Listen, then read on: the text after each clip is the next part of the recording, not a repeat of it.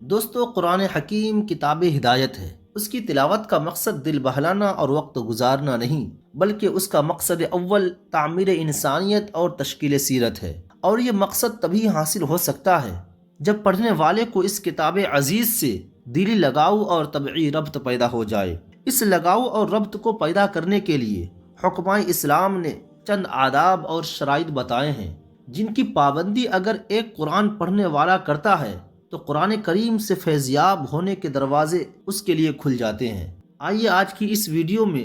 ان چند آداب اور شرائط کے بارے میں بات کرتے ہیں جن کو حجت الاسلام امام محمد بن غزالی علیہ رحمۃ ورضوان نے اپنی کتاب احیاء علوم الدین میں لکھا ہے۔ دوستو، قرآن کریم کی تلاوت کے سب سے پہلے آداب میں سے ایک آداب یہ ہے کہ پڑھنے والا یعنی قاری کے لیے یہ ضروری ہے کہ وہ باوضو ہو، قبلہ رو کھڑے ہو کر یا بیٹھ کر بڑے ادب و سکون کے ساتھ قرآن کریم کی تلاوت کرے۔ دوسرے نمبر پر آتا ہے مقدار قرات، یعنی بعض لوگ دن و رات میں ایک مرتبہ، بعض 2 مرتبہ اور بعض 3 مرتبہ بھی قرآن کریم ختم کرتے ہیں، اور بعض ایک ماہ میں 1 مرتبہ اور بعض ہفتہ میں 1 بار، کیونکہ قرات قرآن کا مدعا اس کو صحیح طور پر سمجھنا اور اس سے ہدایت حاصل کرنا ہے، اور ایک دن میں اسے ختم کرنے سے یہ مدعا پورا نہیں ہوتا ہے، اس لیے اس کو مکروہ قرار دیا گیا ہے۔ اس لیے کہ حضور اقدس صلی اللہ تعالی علیہ وسلم نے ارشاد فرمایا کہ جس نے 3 دن سے کم وقت میں قرآن ختم کیا اس نے اسے سمجھا ہی نہیں۔ حضرت عبداللہ ابن عمر رضی اللہ تعالی عنہما کو ارشاد نبوی یہی تھا کہ وہ ہفتہ میں قرآن ختم کیا کریں، چنانچہ حضرت عثمان، حضرت زید بن ثابت، حضرت عبداللہ بن مسعود اور ابی بن کعب رضی اللہ تعالی عنہم کا یہی معمول تھا۔ اسی طرح سے قرآن کریم کی تلاوت کے آداب میں سے تیسری آداب یہ ہے کہ ترتیل، یعنی ٹھہر ٹھہر کر آہستہ آہستہ پڑھا جائے، کیونکہ اسی صورت میں ہی انسان آیات پر غور و فکر کر سکتا ہے۔ اسی طرح سے چوتھی قسم یہ آتی ہے کہ جس کو حضور علیہ الصلوۃ والسلام نے یوں ارشاد فرمایا کہ قرآن پڑھو اور رو، اور اگر رونا نہ آئے تو بے تکلف رونے کی کوشش کرو، گریہ وزاری سے ہی رحمت الہی کو اپنی طرف متوجہ کیا جا سکتا ہے۔ اسی طرح سے حضرت امام غزالی علیہ رحمۃ ورضوان نے جو 5ویں آداب بتائی وہ یہ کہ جو آیت پڑھے اس کا حق ادا کرے، یعنی آیت تسبیح و تکبیر پڑھے تو خود بھی سبحان اللہ اور اللہ اکبر کہے، اور دعا و استغفار کی آیت تلاوت کرے تو اپنے لیے بھی دعا مانگے اور مغفرت طلب کرے۔ اگر کسی آیت میں انعامات الہیہ کا ذکر ہے تو ان کے لیے دست سوال دراز کرے۔ اگر کہیں عذاب و مصیبت کا تذکرہ آئے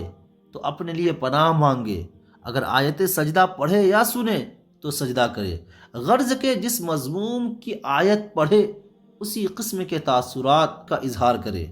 اسی طرح سے قرآن کے آداب میں سے چھٹی آداب یہ ہے کہ تلاوت شروع کرتے وقت یہ دعا پڑھے: اعوذ باللہ السمیع العلیم من الشیطان الرجیم، رب اعوذ بک من ہمزات الشیاطین واعوذ بک رب ان یحضرون،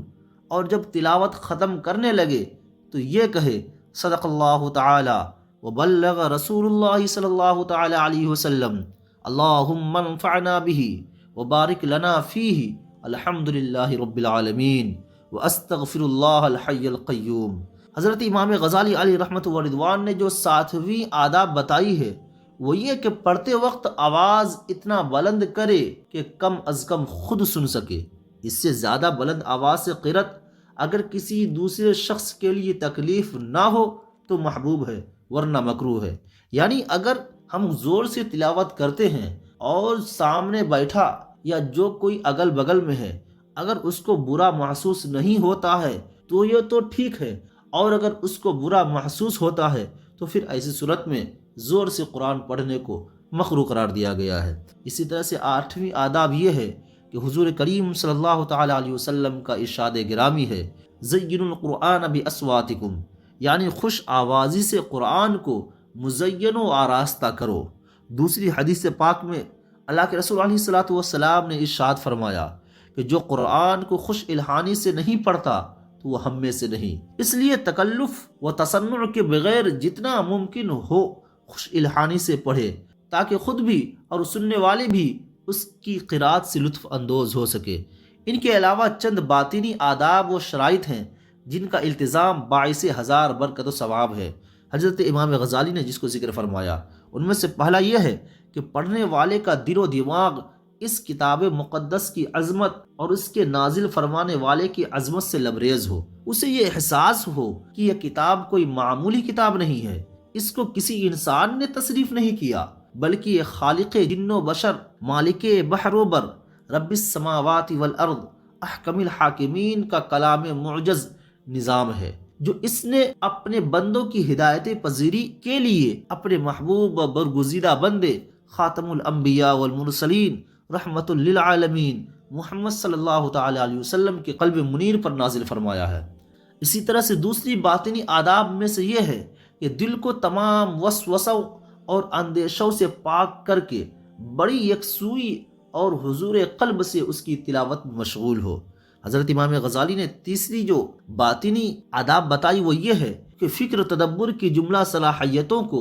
اس کے اسرار و رموز تک رسائی حاصل کرنے کے لیے بروئے کار لائے، تاکہ رحمت الہی اس کے شوق و طلب کی بے قراریوں پر رحم فرماتے ہوئے اس کے لیے فیض و قرآنی کے دروازے کھول دے۔ اسی طرح سے اور بھی بہت ساری صورتیں ہیں جو حضرت امام غزالی نے اپنی کتاب میں نقل فرمایا ہے۔ ان میں سے آخری دو یہ ہے کہ قرآن فہمی کے لیے صرف اپنے فہم و ذکا اور علم و دانش پر بھروسہ نہ کرے، یعنی اپنے علم پر صرف بھروسہ نہ کرے، بلکہ اللہ تعالیٰ کی توفیق و تائید پر اعتماد کرے اور قدم قدم پر اس کی رہنمائی اور دستگیری کے لیے بصد عجز و انکساری کے ساتھ التجا کرتا رہے۔ تو دوستو، یہ تمام وہ باتیں تھیں جن کو ایک قرآن پڑھنے والے کو مد نظر رکھنا چاہیے۔ قرآن کی تلاوت کرتے وقت ان چیزوں کو مد نظر رکھتے ہوئے قرآن کی تلاوت کرنی چاہیے۔ تو دوستو، اگر ویڈیو اچھی لگی ہو تو ویڈیو کو لائک کریں، اور اگر آپ ہمارے چینل پر نئے ہیں